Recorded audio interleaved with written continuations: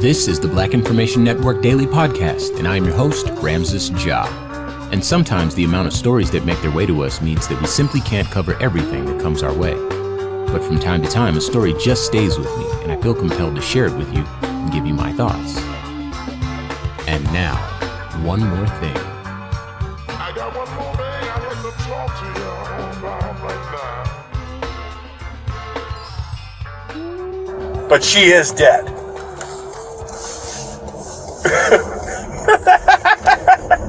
That's not the only time the Seattle police officer talking laughs while discussing what happened here.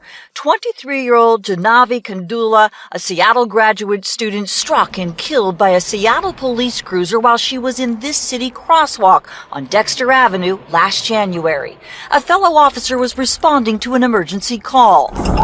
This video just obtained from Como shows that officer en route. The officer on the Bodycam identified in a news release from the Seattle CPC, the Community Police Commission, as Detective Dan Arterer, laughs and says, Yeah, just write a check. Just, yeah, $11,000. She was 26 anyway. She had limited value. Okay, you heard it just like I heard it. That officer was being extremely callous in accounting for an experience he just had where he had to determine whether or not a fellow officer who had just killed a young woman was inebriated and to basically file a report. And you hear him laughing, saying that she had limited value. He mistook her age, saying that she was 26. She was actually 23. Describing kind of the grim details of her getting hit by a car. In that same conversation, I think he suggested that the fellow officer was going 50 miles an hour. In fact, was going, I think it was 74, when he hit a woman as she was crossing the street, as he was responding to an emergency call. $11,000. There's a lot here, and there's a reason I wanted to talk about it. First and foremost, there should never be collateral damage that people just accept if it involves the loss of human life. This is something that I've pushed for in the past few years of being a broadcaster in this space. There's this kind of distance that people put between police and their accountability.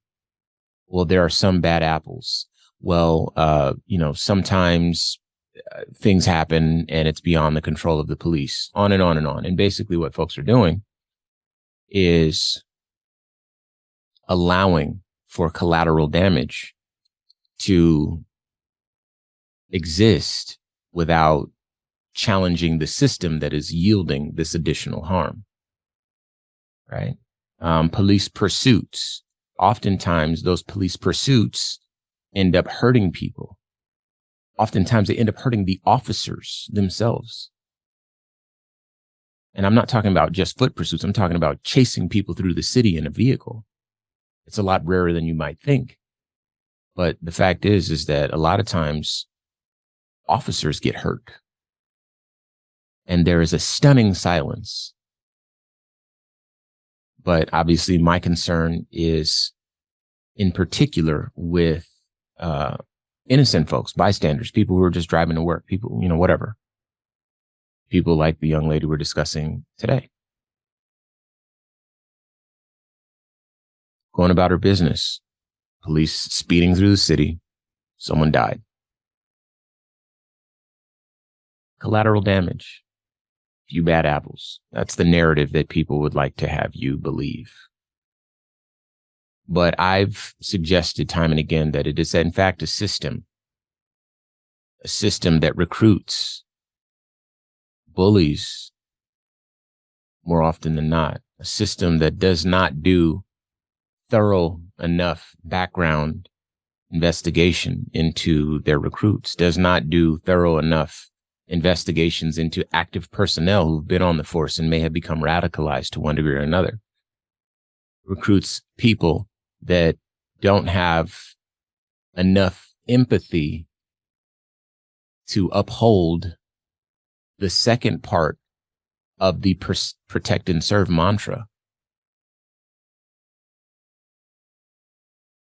You think back to police officers of old days, you know, that might help you cross the street or, you know, help you get a cat out of a tree or something like that. The service part of it is long gone because they've managed to put fear in the center of their pitches to politicians and to the people, to the voters.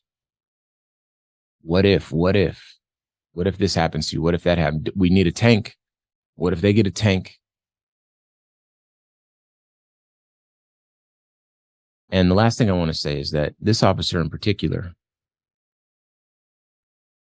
this is an officer that we caught. So I can't say how prevalent this way of thinking is, but I suspect it is quite prevalent. Police do a very good job of protecting themselves and each other. Police lobbies and unions do a very good job of protecting themselves and each other. This system has a lot of really great talking points, fear-based talking points that they use actively to continue to sustain itself in its current incarnation.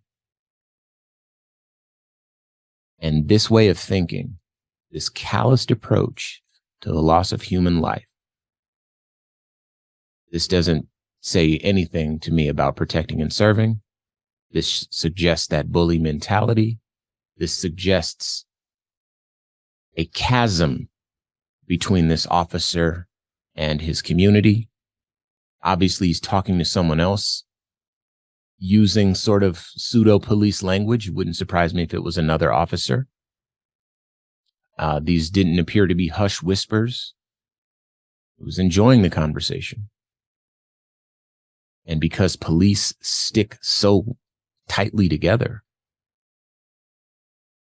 it wouldn't surprise me one bit if this was the dominant mentality in those places. Just like people say there's a few bad apples, I would offer that there might be a few good apples. The rest of this is rotten to the core. It has been rotten. It recruits rotten people and then gives them guns and qualified immunity. And then they exist in their police cars. We don't involve ourselves with them unless we have an emergency, which doesn't happen all that often. Only thing we know about police is what we see on TV and what we hear from politicians. We might have a friend of a friend who's an officer. And that might be one of the good apples, sure. But there's a rotten system here. And when we get a glimpse into it, like we did with today's video, when we're able to see exactly what it looks like, I think it is incumbent upon us to respond accordingly. Because this person and people like him should never have a badge or a car that they can speed through a city. Should certainly never have a gun. And you know that they don't deserve qualified immunity. So I signed up for it. Let me have it, both barrels. You can reach out to me using the red microphone talkback feature on the iHeartRadio app, or of course you can hit me at Ramses Ja on all social media. If you feel different, I'm here for it. Let's talk. And until we do, peace. This has been a production of the Black Information Network. Today's show is produced by Chris Thompson. Have some thoughts you'd like to share? Use the red microphone talkback feature on the iHeartRadio app. While you're there, be sure to hit subscribe and download all of our episodes. I am your host, Ramses Jah, on all social media. Join us tomorrow as we share our news with our voice, from our perspective, right here on the Black Information Network Daily Podcast.